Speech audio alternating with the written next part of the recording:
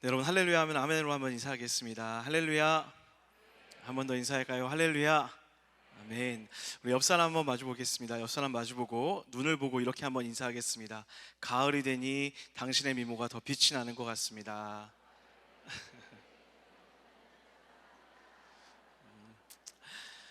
사랑하는 여러분, 가을이 되었습니다. 하늘은 높고 말도 살이 찐다는 이 아름다운 계절에 여러분의 육적인 살은 다 빠지어지고 하나님이 주시는 풍성한 은혜가 열매 맺는 귀한 가을 되기를 주의 이름 간절히 축원합니다. 오늘 여러분과 함께 향유 담은 옥합이라는 제목을 가지고 하나님의 말씀 나누도록 하겠습니다. 오늘 우리가 읽었던 본문을 간단하게 요약해 보면 이렇게 이야기할 수 있습니다. 한 바리새인이 식사 자리에 예수님을 초대하였습니다. 그리고 그 식사 자리에 한 여인, 죄 많던 한 여인이 함께하게 되었고, 그 여인이 향유를 부어 예수님의 발을 씻기는 그 장면이 오늘 본문의 내용입니다. 우리 다 같이 36절 말씀을 한 목소리로 읽도록 하겠습니다. 36절입니다. 시작. 한 바리새인이 예수께 자기와 함께 잡수시기를 청하니 이에 바리새인의 집에 들어가 앉으셨을 때에. 아멘. 시몬이라고 하는 바리새인이 예수님을 자기의 집으로 식사를 위해 초대하였습니다. 자, 그런데 한 가지 이상한 점이 있습니다. 식사를 초대한다는 것, 당시 유대 풍습 안에서는 친밀감의 표시, 뭔가 호감을 표시하는 그런 자리였습니다. 그런데 지금 바리새인이 예수님을 그런 식사의 자리에 초대한다라는 것은 조금 이해가 되지 않습니다. 왜냐하면 우리가 지난주 말씀을 통해 살펴봤던 것처럼 바리새인들은 세례 요한의 세례도 받지 않을 뿐만 아니라 예수님의 가르침도 반대했던 사람들이 바로 바리새인들이었기 때문입니다. 이로 비추어 봤을 때 지금 예수님을 초청한 바리새인의 마음은 예수님에게 호의적인 마음이 있어서 초청하지는 않았을 것이라는 것을 우리는 쉽게 생각해 볼 수 있습니다. 자, 그렇다면 왜 바리새인은 도대체 예수님을 그 식사의 자리로 초청한 것일까요? 마치 이런 것입니다. 여러분, 우리가 한국 드라마를 보다 보면 꼭 빠지지 않는 이야기가, 전형적인 이야기가 한 가지 있습니다. 남자 주인공은 돈이 많은 부자로 묘사되어지고 여자 주인공은 돈이 없지만 가난하지만 굉장히 열심히 사는 그런 여인으로 묘사되어집니다. 그리고 그것을 시기하고 조롱하는 부자의 친구들과 돈 많은 여인이 반드시 나오게 됩니다. 어느 날 남자 주인공을 좋아했던 이 미모의 재벌 여자가 이 가난한 여자를 자신의 생일잔치에 초대하게 됩니다. 주인공인 여자가 생일잔치에 도착하자 주변의 모든 사람들이 이 여인을 비웃고 조롱하고 놀리고 그런 모욕감을 주는 그런 장면이 나옵니다. 그리고 그때 드디어 남자 주인공이 등장해서 여자의 손을 잡고 그 장소를 빠져나가게 됩니다. 이 장면을 우리 모두는 드라마에서 한 번쯤은 봤을 것입니다. 자, 그런데 여러분, 오늘 이 장면이 바리새인의 마음과 많이 닮아 있습니다. 자칭 메시아라고 하는 예수, 하지만 겉모습은 죄인들과 함께하고 초라하기 짝이 없었던 이 예수를 식사 자리에 초대했습니다. 이유가 무엇이었을까요? 드라마에 나왔던 그 나쁜 주인공들처럼 많은 사람들 앞에서 메시아라고 불리우는 이 볼품없는 예수님을 조롱하고 부끄럽게 만들고 싶었던 것입니다.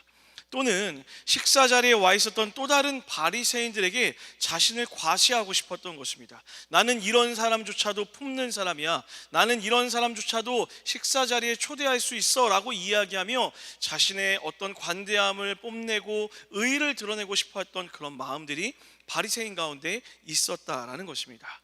이런 바리새인의 마음이 잘 드러나는 구절이 44절의 말씀입니다. 우리 44절 상반부만 같이 한번 읽어보도록 하겠습니다. 시작. 그 여자를 돌아보시며 시몬에게 이르시되 이 여자를 보느냐? 내가 내 집에 들어올 때 너는 내게 발 씻을 물도 주지 아니하였으되. 자, 당시 유대 풍습에는 집으로 사람을 초대하면 먼저 얼굴에 환영의 입맞춤을 하고 그 이후에 손과 발을 씻을 수 있는 물을 제공했다라고 합니다. 그리고 머리에 바를 감람유를 제공하는 게 식사를 초대한 사람의 마땅한 예의였다라고 이야기합니다. 그런데 바리새인이었던 이 시므온은 예수님이 오셨을 때 발 씻을 물조차 주지 않았다라고 오늘 본문에 기록하고 있습니다. 이 말은 이 초대의 진정성이 전혀 없었다라는 그런 의미인 것입니다. 예수님을 조롱하고 싶고 또 반대로 자신의 의의를 드러내고 싶은 마음밖에 없었기 때문에 손님으로서 마땅히 대해야 되는 그 예의조차 갖추고 있지 않았던 것입니다. 초대는 했지만 그 안에 마음은 담겨 있지 않은 것입니다. 여러분, 저는 이런 바리새인의 모습에서 문득 이 세상이 예수님을 대하는 모습을 보게 되었습니다. 우리가 아는 것처럼 우리가 살고 있는 이 세상은 예수님을 그렇게 호의적으로 받아들이고 있지 않습니다. 사랑과 용서, 오래 참음, 인내와 자비와 같은 예수님의 가르침은 자신들의 성공과 행복에 어떠한 도움도 되지 않는다라고 믿고 있기 때문에 예수님의 가르침을 우습게 여기며 살아가는 것이 여러분과 제가 살고 있는 세상의 모습입니다. 반대로 이 세상은 메시아라고 한다면 성공과 쾌락, 물질의 풍성함을 가져다 주고 자신의 삶의 만족과 어떤 기쁨을 줄 수 있는 신이 진짜 메시아라고 여기며 살고 있기 때문에 사랑과 용서와 같이 자신의 성공에 도움이 전혀 되지 않는 믿음을 가지고 살아가는 우리 그리스도인들을 조롱하며 우습게 여기는 것이 사실입니다. 여러분 주변에서 아마도 이런 얘기를 하시는 분들을 들어본 적이 있으실 거예요. 예수 믿으면 밥이 나오냐? 라는 얘기 한 번쯤은 들어보셨을 것입니다. 실제로 저도 얼마 전에 아주 오랜만에 고등학교 때 친구들을 한 20년이 넘게 지나고 나서 만나게 되었습니다. 그 친구들이 저를 웃으면서 이렇게 이야기하더라고요. 너는 뭘 그렇게 열심히 살아? 교회에서 밥 먹여주니? 라고 이렇게 묻더라고요. 그래서 여러분 제가 웃으면서 이렇게 얘기했습니다. 어떻게 알았어? 우리 교회 밥이 그렇게 맛있어 라고 제가 이렇게 자랑을 했습니다. 여러분, 예수님을 배척하고 조롱하는 세상의 모습은 오늘 잔치에 예수님을 초대한 바리새인들의 모습과 크게 다르지가 않습니다. 자, 근데 더 큰 문제는요, 예수님을 모르는 세상과 불신자들이 아닙니다. 오늘 이 자리에 앉아 하나님을 예배하고 있는 여러분과 저에게서도 오늘 바리새인과 같은 모습들이 비춰지고 있다라는 것입니다. 우리는 예수님을 내 삶에 간절히 초청하기는 원합니다. 단 나의 필요가 있을 때에만. 자신의 너그러움과 관대함을 보여주고 의로움을 자랑하고 싶었던 바리새인과 같이 내 삶에 필요가 생겼을 경우에만 우리는 주님을 내 삶으로 초청하기를 원한다라는 것입니다. 입술로는 주님이 필요합니다. 주님, 내 마음에 계셔 주셔야 됩니다. 주님, 떠나시면 안 됩니다 라고 말하지만 정작 그렇게 내 안에 머물러 계신 예수님을 향하여서는 눈길 한 번을 주지 않는다라는 것입니다.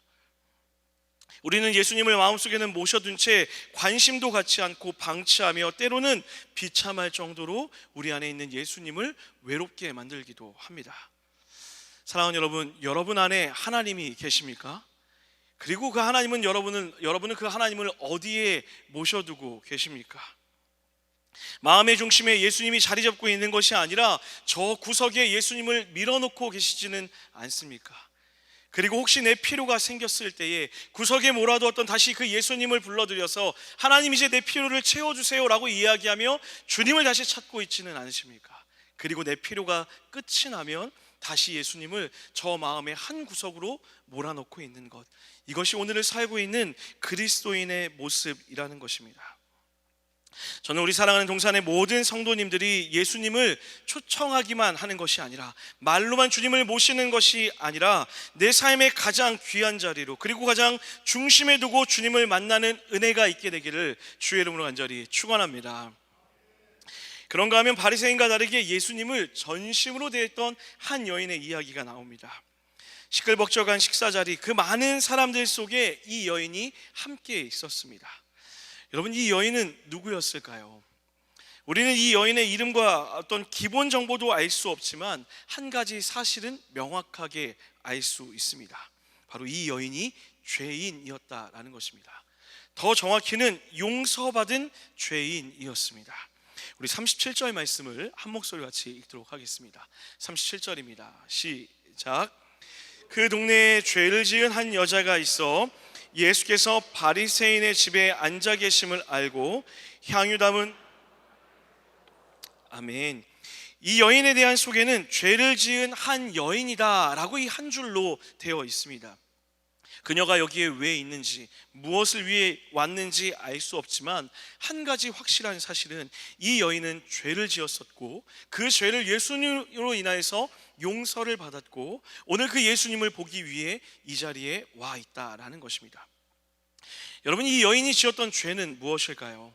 여러 정황을 살펴보았을 때 이 여인의 죄는 몸을 파는 직업을 가졌다라는 것이었습니다.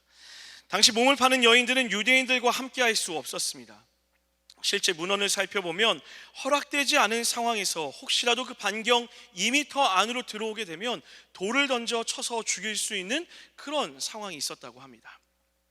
그러니 이 여인은 지금 자신에게 돌을 던질 수 있는 그런 바리새인들이 모여있는 그 잔치의 한가운데로 나와 있는 것입니다. 그리고 아이러니하게도 자신에게 돌을 던져 죽게 만들 수 있는 이 바리새인들은 여인에게 아량을 베풀 수도 있고 돈을 줄 수도 있으며 먹고 자는 문제를 해결해 줄 수 있는 그런 사람이기도 했습니다. 그러니 지금 이 여인에게 이 식사 자리는 두려움과 동시에 또 다른 의미에서는 먹고 사는 생존의 의미가 달려있는 그런 자리였다라는 것입니다. 자, 그런데 여러분, 어찌된 영문인지 지금 이 여인의 눈에는 자신의 목줄을 쥐고 있는 그들, 때로는 나를 죽일 수도 있고 때로는 나를 먹여 살릴 수도 있는 바리새인과 그의 친구들을 보는 것이 아니라 그의 시선이 다른 곳으로 고정되어 있는 것입니다. 바로 예수님께로 고정되어 있습니다. 예수님이 들어오시고 자리에 앉기까지 이 여인의 마음과 눈은 오롯이 예수님의 움직임을 따라 움직이고 있었습니다. 예수님은 무엇을 하고 있을까? 예수님은 누구를 만나는 것일까? 사람들은 예수님에게 어떤 행동을 하고 있는지 그 예수님의 움직임에 오롯이 시선을 맞추고 있었다라는 것입니다. 여러분, 그런 여인의 눈에 있을 수 없는 일이 벌어지게 됩니다. 내 사랑하는 주님이, 나에게 영원한 생명을 주신 주님이, 회복을 주신 우리 주님이 사람들에게 무시당하고 조롱당하고 있는 것입니다. 발 씻을 물조차 내어주지 않아 홀로 그 더러운 발로 자리에 앉아있던 사랑하는 예수님의 모습이 이 여인의 눈에 들어온 것입니다. 그래서 조용히 그 발밑으로 다가갑니다. 그리고는 그 발에 입 맞추고 향유를 부어 자신의 머리로 예수님의 발을 닦기 시작하였습니다. 여러분, 우리가 여기서 눈여겨봐야 할 게 있습니다. 향유를 부은 것이 먼저가 아니라 이 여인의 눈물로 발을 먼저 닦았다라는 것입니다. 여러분, 이 여인은 왜 눈물을 흘렸던 것일까요? 그 이유는 간단합니다. 다른 모든 손님들의 발은 물로 씻어 깨끗하고 좋은 향기가 나고 있는데 우리 사랑하는 주님의 발만 더러운 채로 머물러 있었던 것입니다. 이 여인에게 예수님은 그런 대접을 받아서는 안 되는 존귀한 존재였던 것입니다. 사람들에게 조롱당하며 멸시당하고 웃음거리가 될 만한 분이 아니라고 이 여인은 생각했던 것입니다. 그래서 여인은 그 예수님의 발 앞에 엎드려 눈물로 그 발을 닦아주고 있었던 것이에요. 사랑하는 여러분, 지금 여인의 눈에는 돈과 명예, 온갖 부를 즐기며 나를 정죄하고 판단하며 때로는 돈으로 나를 사려 하는 바리새인들이 보는 것이 아니라, 그 여인의 목줄을 잡고 있는 바리새인들이 보이는 것이 아니라 이미 나를 자유케 해주신 사랑하는 주님이 그 주님밖에 보이지 않는 것입니다.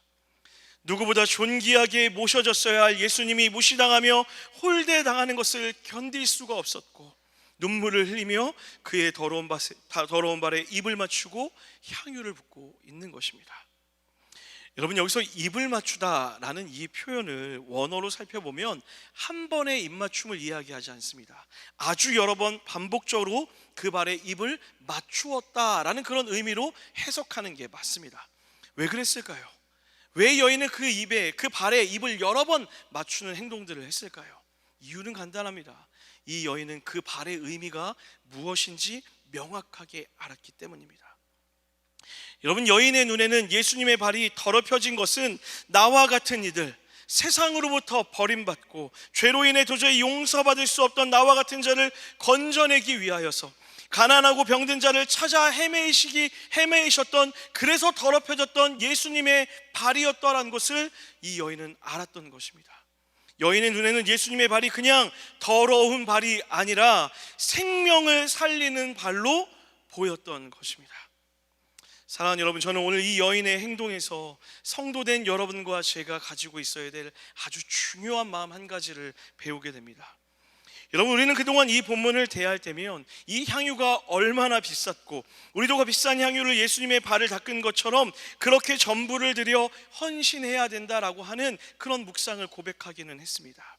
맞습니다. 물론 우리가 귀한 것을 드려 예수님의 발을 닦았듯이 우리도 사랑받은 자답게 헌신하고 섬기는 은혜가 있어야 될 줄 믿습니다. 그런 삶을 사는 여러분과 제가 되기를 주의 이름으로 간절히 축원합니다. 자, 그런데 여러분, 그것보다 더 중요한 게 있습니다. 우리가 무엇을 드려야 하는지 그것을 고민하는 것이 먼저가 아니라 지금 내가 무엇을 보고 있는지가 더욱 중요하다라는 거예요. 사랑하는 여러분, 여러분은 오늘 무엇을 보며 살아가고 계십니까? 예수님을 초대하긴 했지만 그저 병풍처럼 대하였던 그 바리새인처럼 예수님을 내 마음에 모신다고 말은 하지만 실제로는 예수님이 아닌 세상을 보며 살아가고 있지는 않으십니까? 나의 목줄을 쥐고 있는 것처럼 보이는 세상의 다른 것들에 시선을 빼앗겨서 그들에게 잘 보이기 위해, 그들에게 함께하기 위해 그렇게 살고 있지는 않으십니까?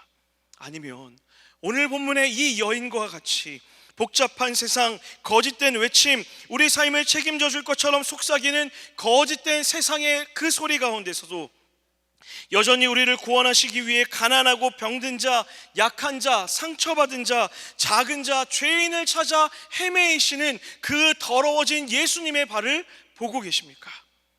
사랑하는 여러분, 우리는 우리를 유혹하는 수많은 소리와 환경 가운데서도 예수님을 볼 수 있어야 합니다. 아니요, 더 정확히는 예수님만 볼 수 있어야 합니다. 할렐루야. 시끄러운 식사 자리였지만 이 여인은 어느 곳에 있었어도 그 예수님을 찾을 수 있었을 것입니다. 왜요? 이 여인의 마음 가운데는 오직 예수님밖에 없었기 때문입니다. 사랑하는 여러분, 우리는 신앙생활하며 하나님이 어디 계십니까? 라고 이렇게 질문하기도 합니다. 하나님, 왜 내 기도에 응답하지 않으십니까? 라고 묻기도 합니다. 그런데 반대로 그렇게 묻기 전에 먼저 우리 마음 가운데 한번 물어봐야 됩니다. 우리의 마음은 예수님께 시선을 고정하고 있는지, 예수님이 마음이 있는 곳에 나의 시선이 함께 머물고 있는지, 예수님이 가고자 하는 그 걸음에 나도 함께 걷기를 원하는지, 예수님이 시선이 머무는 곳에 내 시선이 있는지를 주님께 묻고 돌아보아야 된다라는 것입니다. 우리는 예수님을 믿는다라고 고백하지만, 예수님을 초청한다라고 이야기는 하지만 예수님을 보고 있지는 않습니다. 사랑하는 여러분, 기독교 신앙의 본질은 예수님이 우리를 찾아오심으로부터 시작되었습니다. 여러분, 이것은 엄청난 축복입니다. 세상의 가짜 신들은 이렇게 이야기합니다. 너의 노력과 재정과 시간과 무엇을 들여서 나에게 올라오라라고 세상의 가짜 신들은 그렇게 이야기합니다. 그런데 우리 예수님은 어떠하셨습니까? 예수님은 인간의 몸을 입고 이 땅 가운데로 오셨습니다.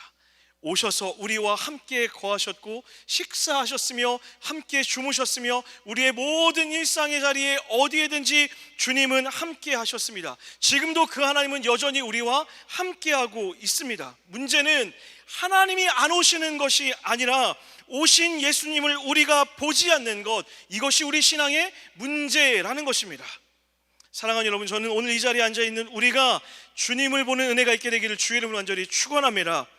우리가 주님을 볼 때 우리 눈에 예수님의 더러워진 그 발이 보일 것입니다. 이 세상을 구원하기 위하여 가난하고 약하고 병든 자들을 찾아 헤매시는 그 예수님의 발이 여러분과 저의 눈 가운데 보이게 될 것이라는 거예요. 사랑하는 여러분, 여러분은 지금 무엇을 보고 계십니까? 입술로는 주님을 본다 하고 내 마음의 눈은 세상을 보고 있지 않으십니까? 오늘 이 예배를 통하여서 주님을 바라보는 은혜가 있게 되기를 주의 이름으로 간절히 축원합니다. 그런가 하면 오늘 본문은 이 여인의 시선이 주님께 고정될 수 있었던 이유를 이렇게 설명하고 있습니다. 우리 47절 말씀을 한 목소리로 같이 읽겠습니다. 47절입니다. 시작. 이러므로 내가 내게 말하노니 그의 많은 죄가 사하여졌도다. 이는 그의 사랑함이 많음이라. 사함을 받은 일이 적은 자는 적게 사랑하느니라. 아멘. 자, 여러분 한번 질문 드려볼게요. 상상으로만 해보는 것입니다. 여러분, 제가 여러분에게 약 50억 원을 빌려줬다고 한번 생각해 보시죠. 50억 원입니다. 50원이 아니고 50억입니다. 여러분 표정이 뭐 50억 따위야 이런 표정으로 저를 보고 계셔갖고 제가 좀 당황했습니다. 50억을 제가 여러분에게 빌려주었어요. 그리고 아멘 하시면 제가 빌려주셔야 될 것 같은데 믿음대로 될 줄 믿습니다. 50억을 빌려드렸는데 여러분과 가장 친한 누군가가 저에게 똑같이 5억을 빌려갔어요. 근데 문제가 생겼습니다. 50억을 빌린 여러분도 5억을 빌린 그 친구도 그 돈을 갚을 능력이 없는 거예요. 그런데 동산교회에서 인자하기로 소문난 최성우 목사가 그 50억과 5억을 기쁨으로 탕감해 주기로 약속을 했어요. 할렐루야죠. 자, 그렇다면 여러분, 50억을 탕감받은 사람과 5억을 탕감받은 사람 중에 누가 더 감사해야 될까요? 50억이죠. 물론 여러분에게는 50억이 5억 같을 줄 아는데 더 많은 것을 탕감받은 자가 당연히 더 많이 기뻐하고 감사해야 된다라는 거예요. 예수님은 이 너무나 당연한 진리를, 당연한 상식을 바리새인에게 이야기하고 있습니다. 여러분, 이 비유를 들었던 이유가 무엇일까요? 바리새인은 지금 자신의 죄의 대가가 50데나리온 정도라고 이야기하는 거예요. 그리고 저 여인은 500데나리온의 죄를 지었다라고 손가락질하는 거예요. 내 죄는 이만큼 작은데 저 여인의 죄는 이만큼 큽니다 라고 이야기하는 거예요. 그런데 오늘 본문에 등장하는 이 여인은 전혀 다른 고백을 합니다. 내 죄가 500데나리온입니다. 내 죄가 500데나리온입니다. 세상의 사람들은 50데나리온밖에 죄를 짓지 않았지만 내 죄가 주님 앞에 큽니다 라고 이렇게 고백하며 나아가고 있다라는 것입니다. 사랑하는 여러분, 여인은 자신의 죄의 크기를 알고 있었습니다. 죄의 크기를 안다라는 것은 용서의 크기도 안다라는 것입니다. 그리고 그 용서의 크기가 결국 예수님을 향한 사랑의 크기가 되는 것입니다. 사랑하는 여러분, 우리 사랑하는 예수님은 여러분과 저의 죄의 무게를 다는 분이 아니십니다. 믿으십니까? 그 죄의 무게를 누가 달아야 되는 거예요? 우리가 다는 거예요. 내 죄의 무게는 내가 다는 것입니다. 하나님은 우리의 죄의 정중을 따지면서 우리를 더 나쁜 죄인이라 이야기하는 것이 아닙니다. 그러나 하나님 앞에 서 있는 여러분과 저는 하나님 앞에서 내가 지은 죄의 크기를 깨달아 알 수 있는 능력과 은혜가 있어야 된다라는 것입니다. 여인의 사랑은 단순한 사랑의 고백이 아니라 용서받은 자의 사랑 고백이었습니다.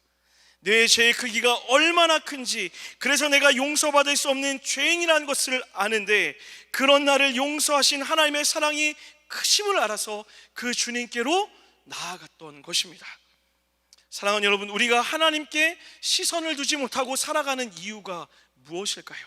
세상이 더 크고 두렵고 무섭기 때문일까요? 아니요, 더 정확히는 우리 안에 하나님의 크기가 너무 작기 때문입니다.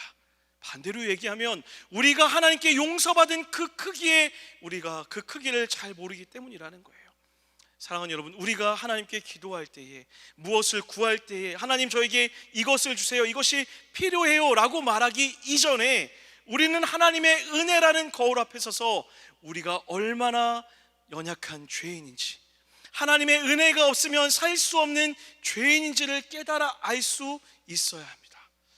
사랑하는 여러분, 성도는요, 예수님 앞에 설 때마다 나의 크심을 보는 것이 아니라 나의 작음을 보고 하나님의 크심을 경험할 수 있어야 합니다. 여러분, 은혜가 무엇일까요? 은혜는 하나님께 내가 무엇을 받았다, 하나님을 통하여서 무엇을 얻었다라고 말하는 것이 은혜가 아닙니다. 물론 그것도 은혜의 일부분이라고 우리는 고백할 수 있습니다. 그렇다면 우리가 가져야 되는 은혜는 무엇이냐면, 한번 큰 목소리로 따라하겠습니다. 자격 없음을 아는 것. 한 번 더요. 자격 없음을 아는 것. 우리가 주님의 은혜가 없었으면 구원받을 수 없는 존재라는 것, 자격 없는 자라는 것을 깨닫는 것, 이것이 은혜일 줄 믿습니다. 나 같은 사람을 주님이 구원하셨구나, 나 같은 사람을 주님이 건져내셨구나, 아무것도 할 수 없는 나같이 부족한 죄인 중에 죄인인 나를 주님이 사랑하셨구나 라는 것을 깨닫는 것이 은혜라는 것이에요. 사랑하는 여러분, 주님을 향한 사랑의 크기는 내가 인정하는 죄의 크기와 비례하게 될 것입니다. 내가 인정하는 죄의 크기와 내가 용서받은 용서의 크기가 비례하고, 그것이 바로 주님을 향한 여러분과 저의 사랑의 크기가 될 줄 믿습니다. 사랑하는 여러분, 오늘 이 행복한 주일, 하나님 앞에 예배하는 이 시간, 그 하나님의 은혜 앞에 서는 여러분과 제가 되기를 간절히 소원합니다.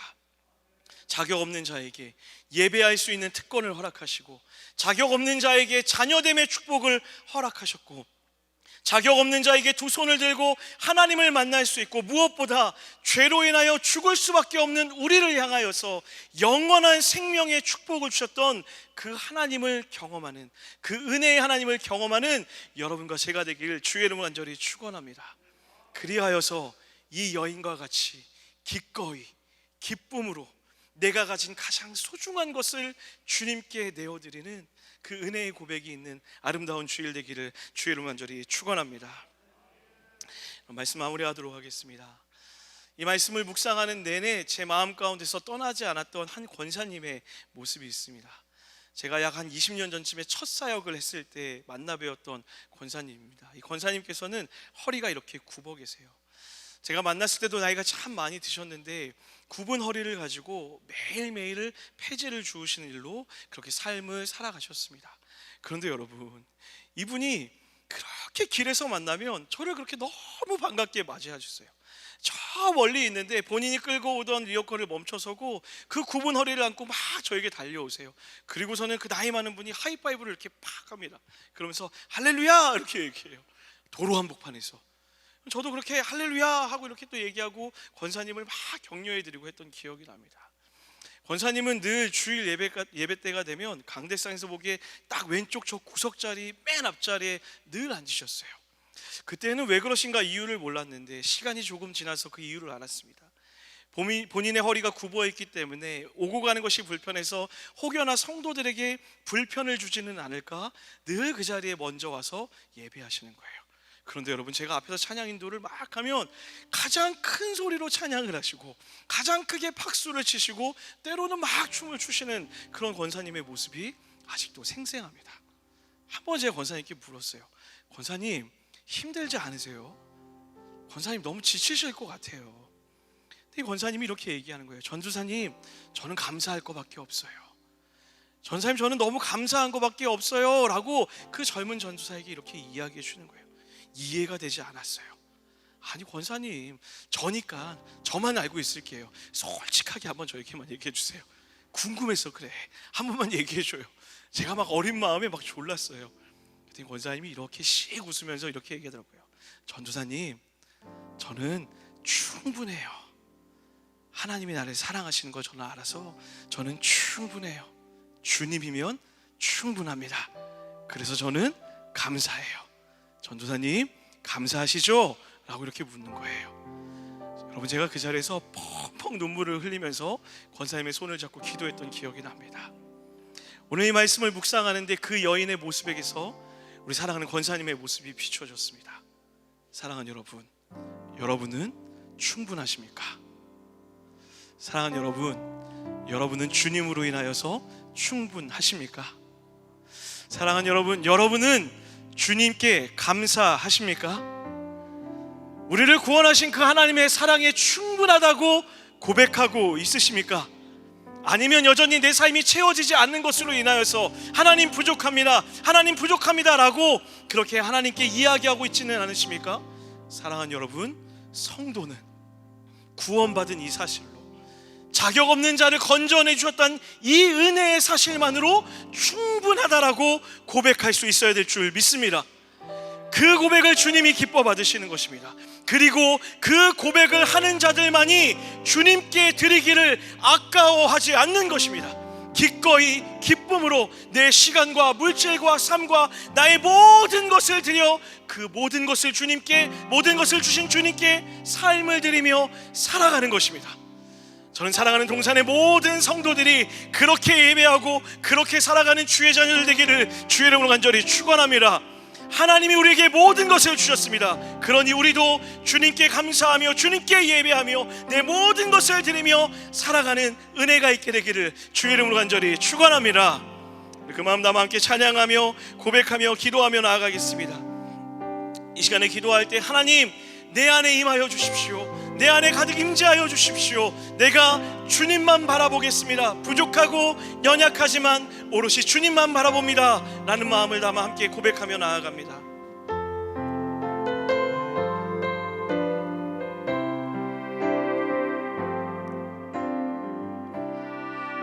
언제나 내 모습 너무나 부끄러워 무릎으로 주님께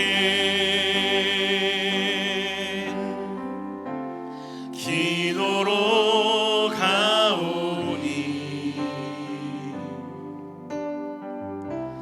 나 홀로 서 있는 죽은 내 영 깨우사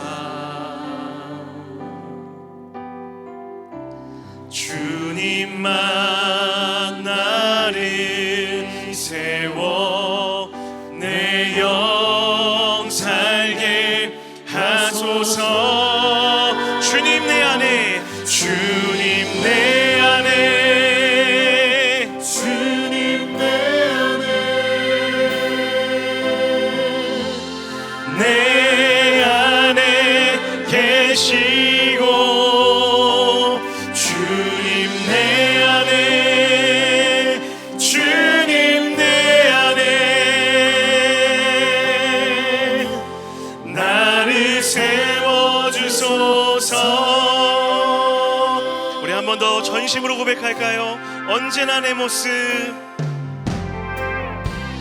언제나 내 모습